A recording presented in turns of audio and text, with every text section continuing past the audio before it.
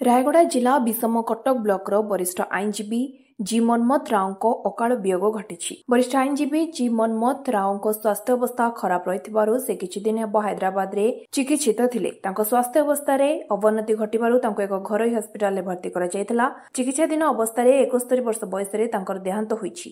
श्री राव को मृत्यु बेलकु धर्मपत्नी जी रमादेवी और सानपुओ जी श्रीकांत निकट उपस्थित थिले। श्री राव देहांत खबर विषम कटक रे पहुंचवा परे शोकाकुल परिवेश सृष्टि होइतला। से विषम कटक अंचल रे जने वरिष्ठ आईनजीवी भावे ख्याति अर्जन करथा बेले विषम कटक मार्कमा महाविद्यालय प्रतिष्ठार मुख्य पुरोधा रहिथिले। तांको मर शरीर निज माटी रे पहुंची तांको पंचभूत रे लीन करा जायतिला।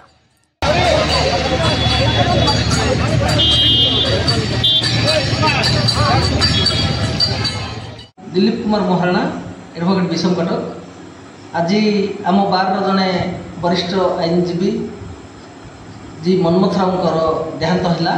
आउर देहांत आम बार बहुत समस्ते बहुत दुखित। तत्संगे संगे आम जो बार से जड़े वरिष्ठ आईनजीवी थे सहित मु प्राय 1992 मसीह 2025 मसीहा पर्यटन सहित मु कार्य करी। आउ जड़े आईनजीवी को हर आम बार जो अपूरणीय क्षति है से क्षति भरणा करने बहुत कष्टकर कथा। आउर देहांत आम गभीर शोक प्रकाश करुचु।